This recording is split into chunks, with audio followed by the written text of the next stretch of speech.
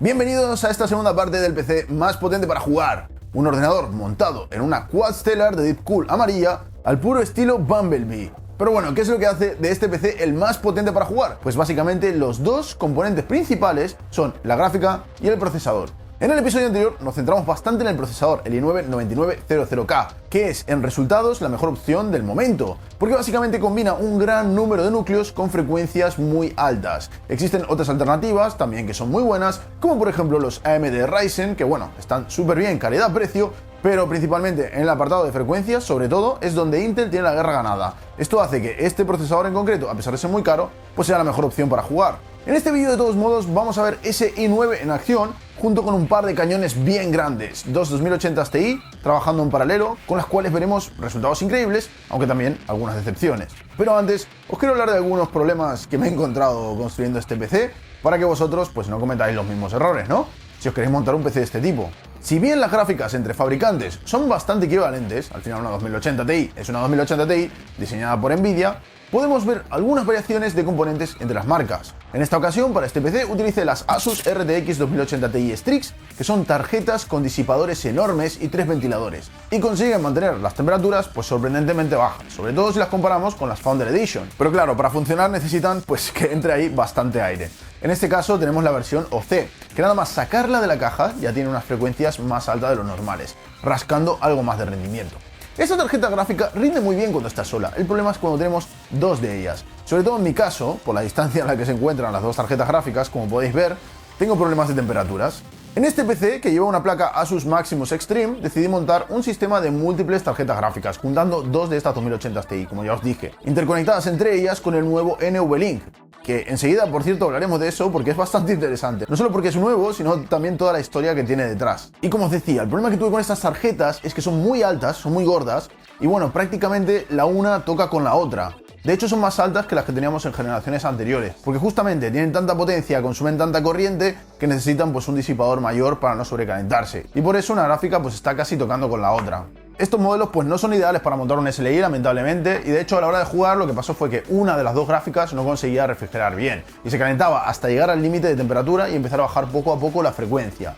En esta placa base la separación entre las dos gráficas es de 3 slots. Lo ideal para que estas gráficas estuvieran más o menos, bueno, bien de temperatura, sería que tuviésemos 4 slots de separación, ¿no? Para que tuvieran un pequeño sitio, no sé, un par de centímetros, para poder respirar. Pero claro, en esta placa en concreto, pues no lo podemos hacer de ninguna forma, así que tenía un gran problema. Y este de hecho fue el principal motivo por el cual retrasé tanto este vídeo, la segunda parte del PC más potente para jugar. Una forma de solucionar este problema pues era limitar el consumo de las tarjetas gráficas desde el software de Asus. Y esto pues hacía, junto con un par de ventiladores metidos ahí a saco, que pues al consumir menos sacasen menos rendimiento, pero por lo menos las temperaturas eran mejores. Aunque las gráficas estuvieran calientes, pues bueno, por lo menos no subían y subían y subían y subían, sino que bueno, más o menos llegaba a un punto que se mantenían estables. Como solución temporal, pues hombre, está bien, ¿no? Pero no estaríamos delante del PC más potente para jugar. Estaremos viendo pues el PC casi más potente para jugar.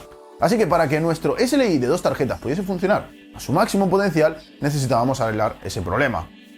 Aparte del arreglo temporal que hice, pues había 3 posibles formas de solucionarlo ya más a largo plazo. Uno, pues era usar una placa en la cual la separación entre las gráficas fuera más grande. Eso implicaría no solo cambiar la placa base, sino que también el puente NVLink, para pillar uno un poquito más alto, ¿no? Las placas que normalmente tienen esta separación, pues no suelen ser la que estoy usando yo aquí ahora, sino que suelen ser las HEDT, o sea, las High End Desktop, que son la serie X de Intel, y bueno, no iban a ser ni compatibles con este procesador, así que el cambio pues era un poquito grande, ¿no? La segunda solución era la de utilizar gráficas de turbina, que son pues más bajitas. El problema es que, como muchos ya sabéis, pues no refrigeran tan bien, son mucho más calientes y por eso pues tampoco pueden sacar todo el rendimiento.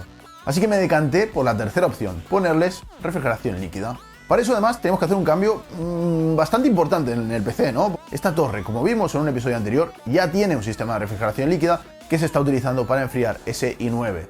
Consiste en un radiador doble con 2 ventiladores que enfrían el procesador pues bastante bien. Pero claro, si vamos a meter 2 gráficas extra dentro de nuestro sistema de refrigeración líquida y sobre todo 2 bestias como estas 2080 Ti, hombre, ese radiador doble se queda corto o no. Lo siguiente, lo primero que hice fue poner básicamente los bloques de refrigeración líquida a las gráficas de Asus. Para eso usé bloques de Thermaltake que están especialmente diseñados para estas 2080 Ti Strix. Tienen RGB y además el RGB que tienen es compatible con el Aura Sync, que es el sistema de iluminación de Asus, por lo cual está bastante bien. Muy bonitos, y sobre todo lo que más me sorprendió es el backplate, ¿no? La parte de atrás, que es de aluminio sólido y es bastante gruesa. Y ya que estaba, pues prácticamente sustituí todos los tubos y racores, igual que el depósito y la bomba, por un sistema de refrigeración custom de Thermaltake, que de hecho, este es el que usamos en el proyecto que hice hace poco con los Spec Gamer. Es la Thermaltake R360 y básicamente es un kit que te trae todo lo que te hace falta. Bloque de procesador, que en este caso no lo cambié porque teníamos el bloque de oro de edición limitada del 10º aniversario de EK Waterblocks, los tubos, racores, radiador, líquido y un depósito que es bastante grande. El depósito, por cierto, como veis, trae ya la bomba incluida, haciendo bastante fácil de montar todo, ¿no? Porque simplemente tú conectas los tubos y el depósito ya tiene la bomba. Además, trae un radiador triple, que en el caso de esta torre, pues lo puse en el frontal, para ayudar a refrigerar las gráficas. Le puse dobles ventiladores para que empuje más el aire y refrigere algo mejor.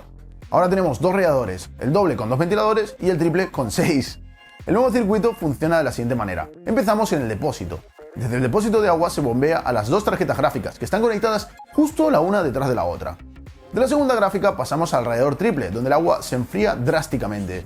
Del radiador triple salimos directamente al procesador y del procesador al radiador doble, donde se vuelve a enfriar, y de ahí pues volvemos al depósito, donde el agua pues se vuelve a bombear hacia las gráficas. De esta manera pues podemos enfriar el agua justo después de pasar por las gráficas, ¿no? Y justo cuando llega al procesador pues tiene una temperatura más parecida al ambiente, no es exactamente, pero bueno, está mucho más fría que como sale de las gráficas.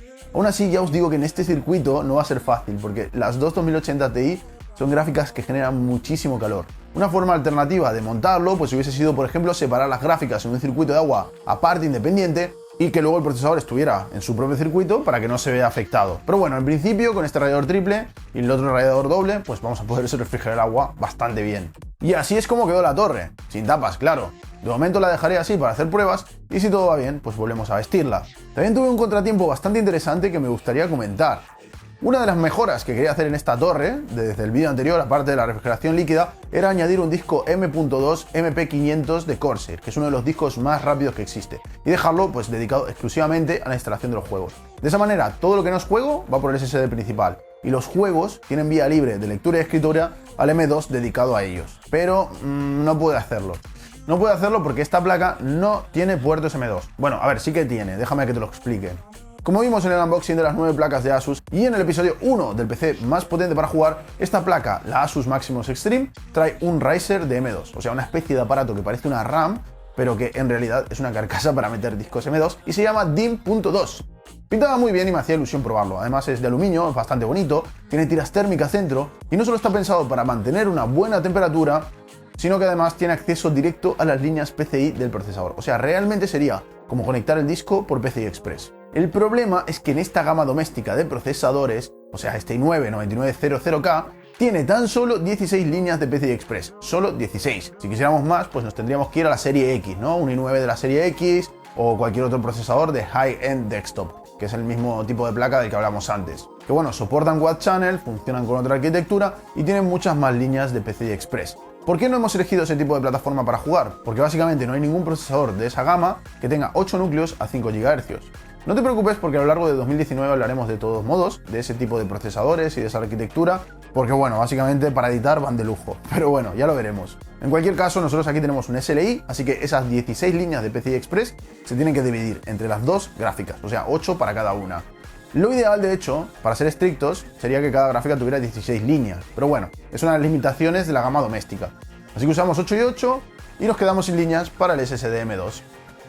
Si la placa tuviese puertos M2 extra que no funcionasen por PCI Express, pues podría conectar el disco, pero no es el caso. Así que básicamente no puedes usar SLI y SSD M2 a la vez en esta placa, que lo sepáis. Seguimos con el SSD original, que era un HyperX Fury RGB, muy bonito, pero no demasiado grande con sus 250 GB y tampoco es una locura de rápido. Vale, volviendo a las gráficas. ¿Qué es esto del NVLink? Las gráficas de Nvidia, desde hace muchísimos años, soportan una tecnología llamada SLI, o SLI en inglés. El SLI, o Scalable Link Interface, como vimos en el vídeo de cómo era ser gamer hace 20 años, fue inicialmente inventado por 3DFX, empresa que a finales de los 90 fue comprada por Nvidia.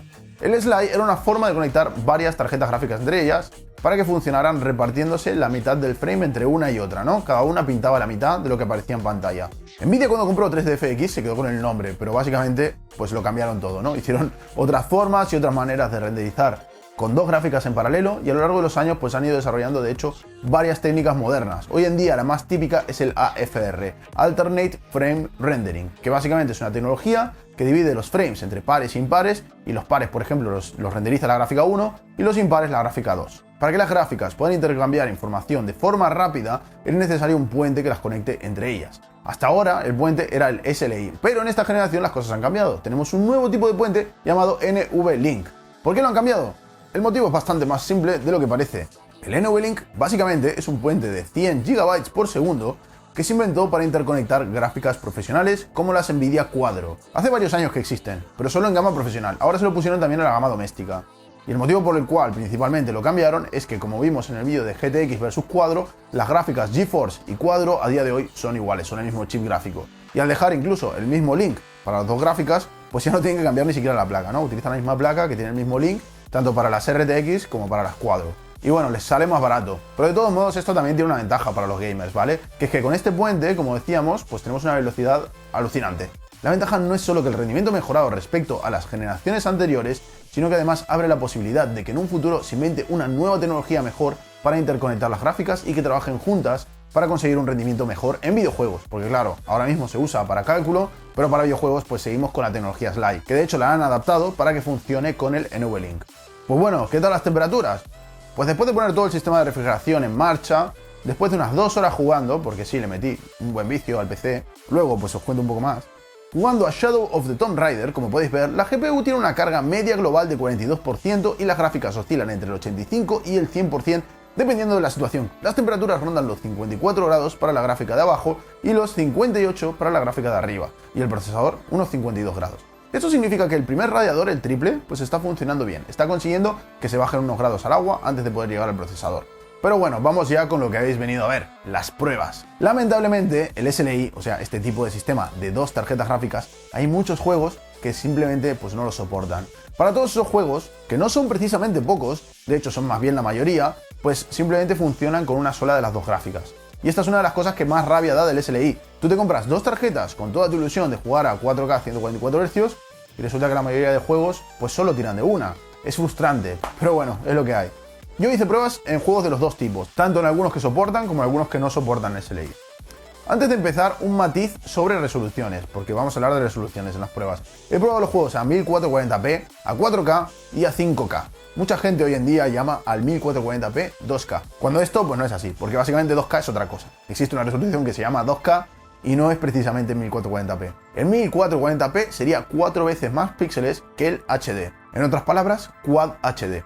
La forma correcta de referirse al 1440p es Quad HD. Y de hecho es la resolución que yo más os aconsejo, sobre todo si tenéis pantallas bastante grandes como por ejemplo 27 pulgadas. Así que durante las pruebas diremos Quad HD para referirnos a 1440p, 4K a 2160p y 5K 2880p, siendo este último, el 5K, 4 veces más píxeles que Quad HD. Primero los pobrecicos que no funcionan con SLI. PUBG con una sola 2080 Ti y el i9-9900K overclockeado a 5 GHz fijo con todos los ajustes al máximo en resolución Quad HD, pues nos da unos 120 FPS en media. Por otro lado, Just Cause 4, tenemos 107 FPS en media a resolución Quad HD y 62 FPS en media a 4K. No está nada mal, ¿verdad? Y ahí va uno que sí que funciona con SLI, el Hitman. En este caso no grabé muchas pruebas porque bueno, tampoco es un juego que me encante ni que gráficamente sea muy impresionante, pero bueno. De hecho no estaba aprovechando muy bien las gráficas, ni el procesador hacía cosas raras, así que yo para aprovechar mejor las gráficas decidí hacer una locura. Probé a ver qué tal iba en resolución 5K, o sea con un rescalado del 200%. Con todas las opciones gráficas al máximo, vemos esta vez 106 FPS en media. Y me quedé en plan, what the hell, ¿sabes? O sea, ok, no es un juego muy exigente, pero a 5K bastante más de 60 FPS. No está nada mal, ¿no? Vamos ahora con algunas pruebas de algo un poco más pesadito. Shadow of the Tomb Raider en Quad HD, una vez más con todas las opciones gráficas al máximo y temporal anti-alias. Primero lo probé con el SLI desactivado, con el que se consigue unos 111 FPS en media. Pero vamos a ver qué pasa con dos de ellas. Al activar el SLI, la media de los FPS subió a 180 con picos bajos de 105 y altos de 210. Una barbaridad. La mejora de hecho es de un 62%. Y bien, como podéis ver, cuando juntamos dos tarjetas gráficas, el resultado no es el doble. Estamos viendo que en este caso es un 60, ahora iremos viendo en los otros casos. A 4K tenemos una media de 60 FPS sin el SLI activado y una media de 95 con SLI, lo cual representa un 63% de mejora. Pero lo más importante, ¿corre Crysis 3? Crysis 3 sigue siendo, desde que salió, uno de los juegos más intensos gráficamente que existe, y este caso pues es una prueba increíble para estas tarjetas gráficas, ¿no? De todos modos, como es un juego algo antiguo, pues hombre, decidí darle algo de ventaja y llevarlo directamente a otro nivel. Crysis 3 a 5K en Ultra. Con el SLI desactivado, usando una sola de las dos tarjetas gráficas, tenemos una media de 37 FPS. No es muy jugable y tiene bastante latencia. Pero si activamos el SLI, ¡boom! 65 FPS de media. O sea, más de 60 FPS en Crysis 3 a 5K. Ok, vale. La mejora en este caso es algo menor, es de un 57% cuando activamos el SLI. Pero bueno, como podéis ver, activando el SLI conseguimos resultados de mejora entre un 60 y un 70% dependiendo del juego. Pero bueno, lo que más me ha gustado a mí de este PC es ver que realmente corre juegos a 5K en Ultra a más de 60 FPS. No está nada mal. Hablemos ahora de una realidad bastante incómoda, Battlefield 5. Ha habido mucha polémica últimamente con este juego. Primero que nada, pues ha sido un desastre en ventas, por algún motivo, no sé muy bien por qué. A mí, no me odiéis, pero me está gustando bastante. De hecho, ayer me puse a hacer las pruebas y acabé jugando pues unas 5 horas seguidas. Creo que no exagero si digo que es el juego más realista que he visto hasta la fecha. Además de que muchos lo sepáis o no, yo soy un jugador veterano de Battlefield. Llevo jugando a esta saga desde 1942, el juego, no el año. Y he jugado prácticamente a todos, pero la época donde más le di caña fue entre el Bad Company 2 y luego pasé, bueno, al Vietnam, y sobre todo los que más jugué fueron el Battlefield 3 y el 4. El 3 para mí fue uno de los mejores. Los posteriores como el 4 y el 1 también me gustaron. El Hardline me pareció muy malo. Pero bueno, sobre todo, cuando salió el 1, yo sinceramente ya tenía el juego bastante quemado. Así que creo que es un juego que últimamente ha evolucionado poco y además se ha vuelto un poco repetitivo, y yo creo que es eso, ¿no? También que ha hecho que el juego no funcione tan bien en esta nueva entrega. En el Battlefield 3 además vimos una gran mejora gráfica respecto a las generaciones anteriores, pero luego la cosa se estancó. Otra cosa muy molesta de Battlefield es que normalmente cuando sale un Battlefield nuevo, pues yo me gastaba todo el dinero en comprarme un PC prácticamente para disfrutar Battlefield. Era el momento del año en el cual yo renovaba PC para poder disfrutarlo con los gráficos al máximo y bueno, ver todo fluido, vivir la experiencia lo mejor posible. Y la verdad es que Battlefield en concreto me trajo muchos dolores de cabeza, porque prácticamente todos los Battlefields han tenido problemas de crasheos, leaks de memoria, glitches visuales, y bueno, te da mucha rabia porque te gastas el dinero para jugar al juego y disfrutarlo, y no hay manera. Hombre, esta pues es una de las cosas que también me quemó del juego, ¿no? Pero bueno, después de un descanso de la saga, después de unos años, volví a darle caña a este Battlefield 5. Al principio pues lo cogí muy con pinzas, ¿no? Pero ahora, después de haberle echado unas cuantas horas, lo veo un juego más equilibrado, más accesible, con mejor jugabilidad. Las ambientaciones son increíbles, los efectos gráficos, las explosiones, texturas, incluso la vegetación. Es el mismo motor gráfico, pero bueno, los efectos están mucho más logrados, no solo a nivel gráfico, porque hoy tenemos gráficas más potentes en el mercado, sino también un gran trabajo de arte por parte de los artistas. Por otro lado tenemos el famoso tema del Ray Tracing, el RTX de Nvidia. Sinceramente creo que el Ray Tracing en este juego aporta bastante. No es algo que haga una diferencia, que digas, esto es el día y la noche, pero es que, bueno, en Battlefield, como ya os dije en otras ocasiones, este efecto solo se usa para los reflejos. Os soy sincero, el día que salió el RTX, yo cogí, lo activé, me lo puse a probar, vi que estaba bien, que había algunas mejoras en los charcos, los reflejos, no sé qué, muy bonito, pero después de unas 6 horas de juego con Ray Tracing activado y luego desactivarlo para el tema del SLI que ahora os explicaré, noté un cambio bastante importante. Puedes buscar detalles, los coches, la nieve, los charcos y no te parecerá nada impresionante, pero el conjunto, el global, sí que consigue dar una capa de realismo, un realismo extra al videojuego que cuando lo quitas se nota bastante. En cuanto a rendimiento, lamentablemente este juego no soporta el SLI, es una tragedia, lo sé, es uno de los juegos más impactantes que tenemos y no le podemos sacar todo el jugo a este PC. Primero, a resolución Quad HD con Ray Tracing y toda la configuración gráfica al máximo, he conseguido una media de 65 FPS. El problema que tiene este juego es que por mucho que los FPS sean 60 o más, cuando jugamos con toda la configuración al máximo, a veces pasa que tenemos un poco de latencia, o sea, los periféricos parece que tardan un poco en responder. Parece que ni con el mejor PC se puede jugar de forma fluida a este juego con los gráficos al máximo.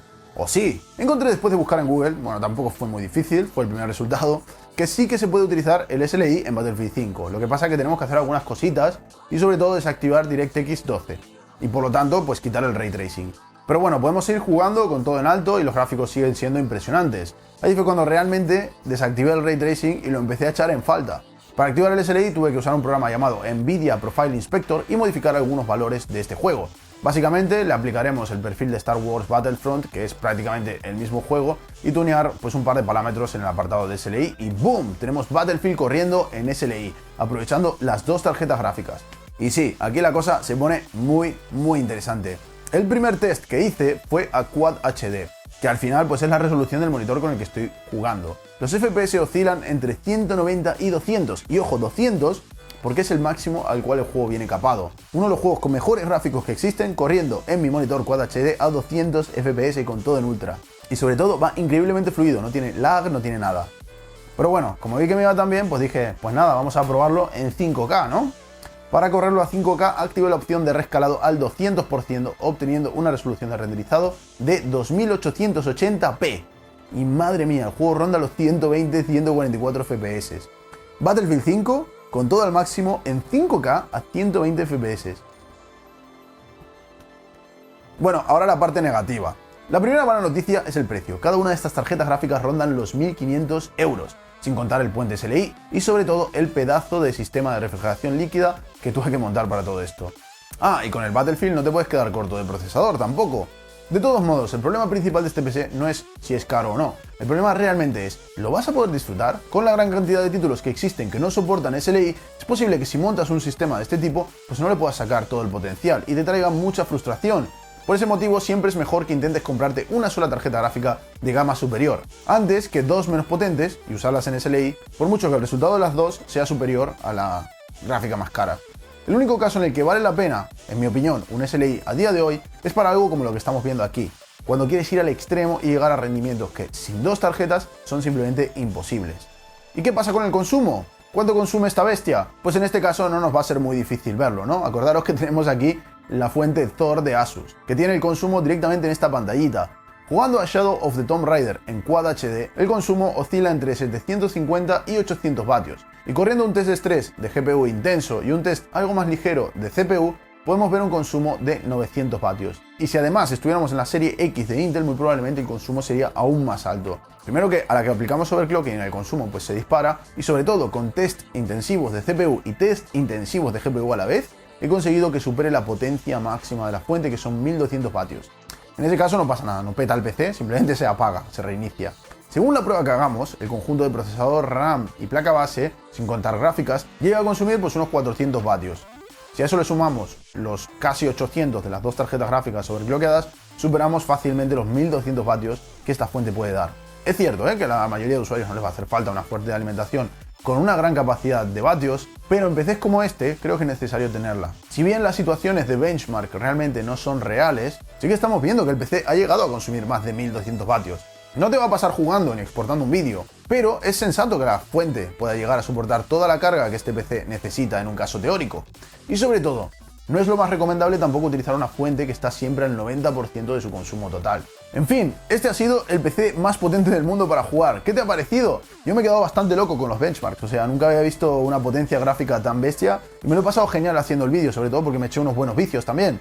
Si te ha gustado este vídeo, déjame una manito para arriba, suscríbete a mi canal, acuérdate de darle a la campanita para que cuando suba un nuevo vídeo pues te avise y nos vemos en el próximo vídeo.